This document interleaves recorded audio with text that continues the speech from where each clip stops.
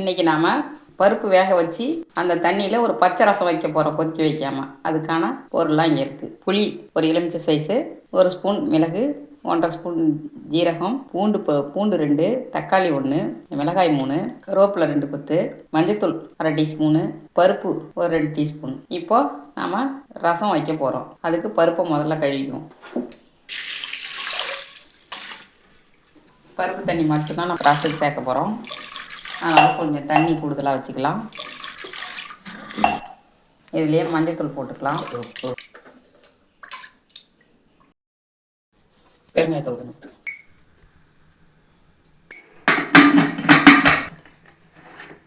பருப்பு வேகிறதுக்காட்டியும் 2 கொத்து கருவேப்பிலை, ஒரு எலுமிச்சை சைஸு புளி, ஒரு தக்காளியை 4ஆக கட் பண்ணி போட்டு, ஒரு டீஸ்பூன் மிளகு, ஒரு 2 டீஸ்பூன்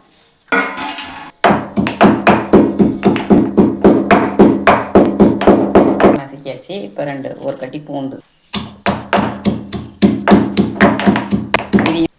இடித்த மிளகு, ஜீரகம், பூண்டை இது கூட சேர்த்துப்போம். கொஞ்சமாக தண்ணி ஊற்றி கரைக்க போகிறேன்.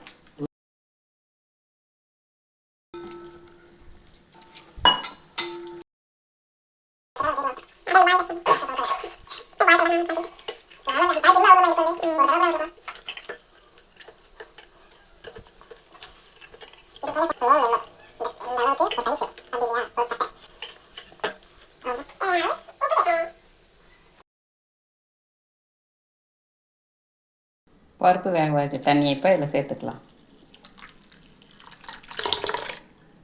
2 டீஸ்பூன் எண்ணெய், தாளிக்க சிறுக்கு பிறகு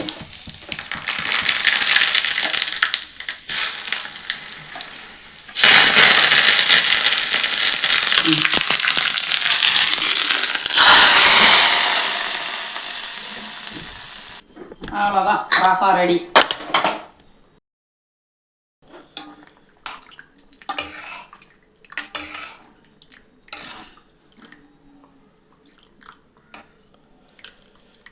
பச்சை ரசம் தயார்.